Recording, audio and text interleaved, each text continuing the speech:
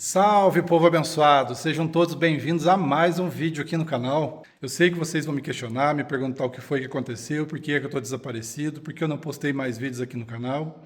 E eu dou razão para vocês. Realmente eu estou desaparecido, eu me afastei um pouco. Mas eu tenho um motivo nobre para ter feito isso. No último vídeo que eu postei aqui no canal, eu estava mostrando a limpeza e organização aqui do meu barracão, do meu ambiente de trabalho, porque eu falei para vocês que eu pretendo estar executando a reforma da minha carreta e eu vou precisar de um ambiente bem limpo e bem organizado.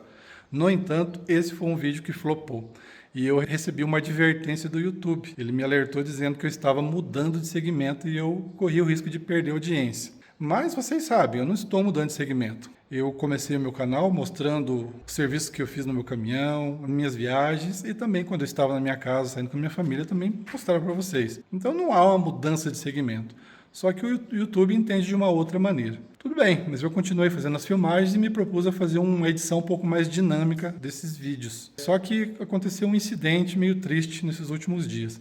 Eu tenho uma tia que ela já tem um pouco de idade, uma idade mais avançada, e ela acabou sofrendo um acidente domiciliar. Ela nunca se casou, não tem filhos, mora sozinha, então uma prima minha se propôs a cuidar dela, fazer os curativos, alimentação, ministrar os remédios, e essa minha prima solicitou a minha ajuda, o meu auxílio, porque também tem serviço pesado para fazer. E eu me dispus a ajudar ela, com toda certeza. Então nessas últimas 2 semanas, eu estive junto com essa minha prima cuidando dessa minha tia. Tudo já se resolveu, essa minha tia já está bem novamente, ela já se recuperou, graças a Deus, e eu voltei à minha rotina normal. E eu já estou preparando os vídeos falando sobre a reforma da minha carreta e todos os ajustes que eu preciso fazer no meu caminhão. Vou falar sobre os materiais que eu vou ter que comprar, os equipamentos que eu vou ter que adquirir e todo o tempo que eu vou levar para fazer essa reforma e também se vai compensar.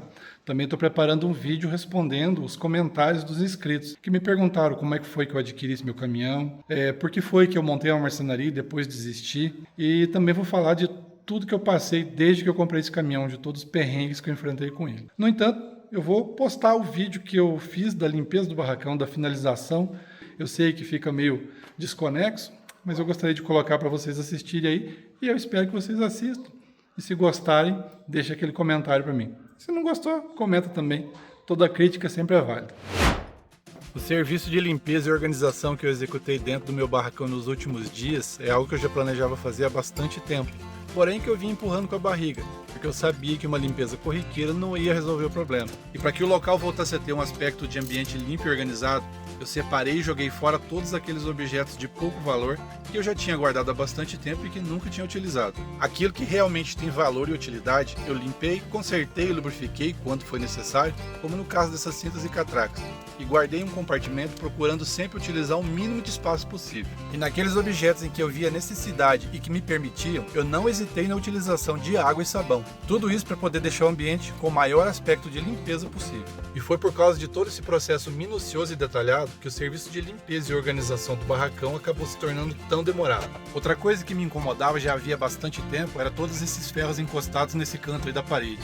Até então, eu não havia conseguido encontrar uma solução definitiva para organizar todos eles. Para qualquer outra pessoa que olhe para esse monte de ferro amontoado, vai falar que isso aí não passa de um monte de sucata sem valor. Mas para um olho treinado e uma mente criativa que nem a minha, tudo isso daí vale ouro. Então, dessa vez, eu estava decidido a encontrar uma solução definitiva para deixar tudo isso aí muito bem organizado. E como sempre dizem que para que você consiga organizar alguma coisa, primeiramente você tem que bagunçar ela, lá fui eu provocar o caos novamente. Porque eu sabia que depois que tudo isso estivesse fora do lugar, eu conseguiria encontrar uma boa solução para reorganizar tudo novamente. E foi exatamente isso que aconteceu. Assim que eu retirei tudo do lugar, uma ideia me surgiu na cabeça e eu não perdi tempo. Comecei a executar ela imediatamente. Gastando quase nada, com o auxílio das minhas ferramentas e utilizando a própria sucata que eu pretendia organizar, eu comecei a construir um compartimento que ficaria fixo na parede, suspenso do chão, e no qual eu colocaria todos aqueles ferros de maneira bem organizada. À medida em que eu montava a estrutura, eu observava em que locais seriam necessários a colocação de reforço e a fixação dos apoios. Eu estimo que todas essas peças de ferro, ou seja, toda essa sucata que eu tenho, deva pesar em torno de 350 kg. Por isso eu tomei muito cuidado em fazer uma estrutura muito bem feita, reforçando os pontos de solda, para evitar que tudo viesse abaixo depois que os ferros estivessem guardados. Assim que eu finalizei a montagem do compartimento, eu tratei logo de recolher e guardar todas as máquinas e ferramentas que eu tinha utilizado no processo, porque quem ama cuida, quem cuida sempre tem. E antes de começar a colocar tudo de volta no lugar, eu havia feito uma seleção de peças por tamanho. E isso me ajudou demais no processo de organização.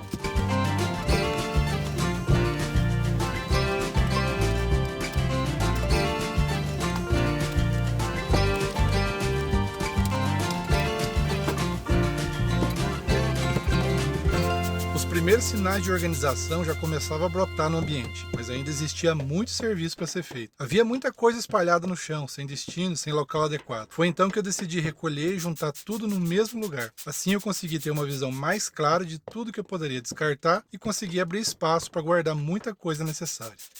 Já se passava das 7 da noite, eu estava super cansado, então eu decidi encerrar meu dia.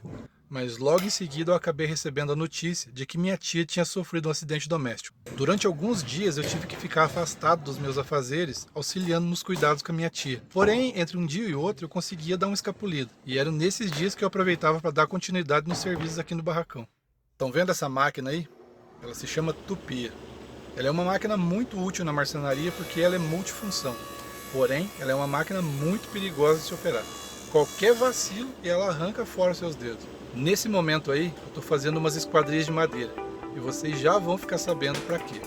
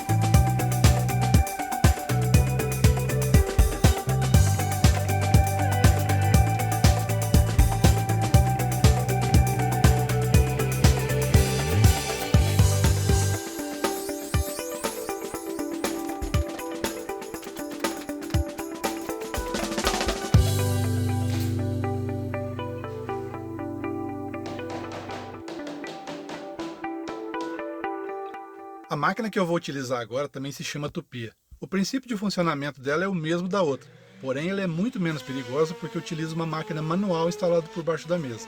A estrutura dessa máquina aí foi eu mesmo que construí, e ela ajuda demais a dar acabamento fino em madeira bruta.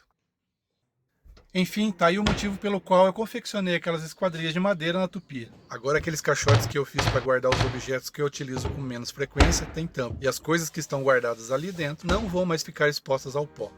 Outras ferramentas que eu estimo demais são esses sargentos aí. Eles são muito úteis na fabricação de mesas e cadeiras, mas aqui na marcenaria viviam me incomodando porque eu não tinha um local apropriado para guardar eles. Então eu tinha que ficar levando de um lado para outro a todo instante porque eles estavam sempre atrapalhando. Mas isso vai ser resolvido agora. E a solução, mais uma vez, eu encontrei nas sucatas que eu garimpei no Ferro Velho. Aliás, esse é um dos passatempos que eu gosto. Tem gente que nas horas vagas curte ficar no boteco tomando cachaça. Tem quem gosta de bingo, tem quem gosta de assistir jogo de futebol, tem quem gosta de pescaria. De pescaria eu também gosto. Mas uma das coisas que eu curto, que eu gosto de fazer, é garimpar ferro velho. Eu sei que tem gente que vai dizer que isso aí é coisa de trouxa, mas eu tenho um motivo para isso. Quando eu preciso fazer algum reparo, ou quando eu tenho alguma ideia que para executar eu preciso de ferro com bitola diferente, ferro velho é sempre a melhor opção. Porque lá eu encontro tudo que eu preciso na quantidade necessária por um valor bem mais em conta. Uma certa vez, para executar um serviço para um cliente, eu precisei de um sargento com uma medida maior daqueles que eu já tinha. Eu procurei aqui na cidade para comprar e não encontrei. Na internet tinha, mas além de ser muito caro, ele levaria muito tempo para ser entregue. Então eu fui até um ferro velho, encontrei tudo que eu precisava e construí ele na medida que eu precisava, por menos de 1/4 do valor do novo. E eu uso ele até hoje. Se eu optar pela compra de material novo, sempre vai me gerar custo extra e muita sobra de material, porque para cada bitola de ferro que eu precisar, eu vou ter que comprar uma barra ou uma chapa inteira. Para quem tem os contatos certos, algumas ferramentas e disposição, o ferro velho é uma ótima opção para fazer dinheiro. Estão vendo essa máquina aí? Eu comprei ela de um fabricante de portes na cidade de Ascurra, em Santa Catarina. Por ela eu paguei o valor de R$ 2.200. R$1.200. Trouxe aqui pro meu barracão, reformei e tempos depois consegui vender por R$14 mil. Incluindo o valor pago nela, somados os custos do frete, material para reforma e algumas peças que eu paguei para fazer, essa máquina custou para mim R$5 mil.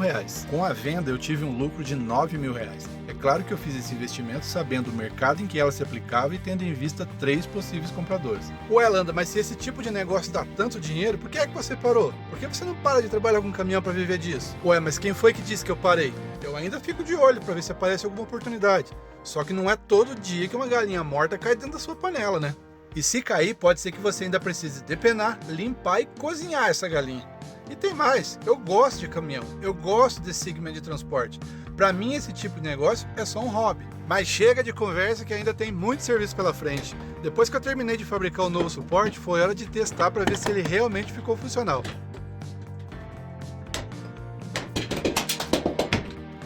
Perfeito!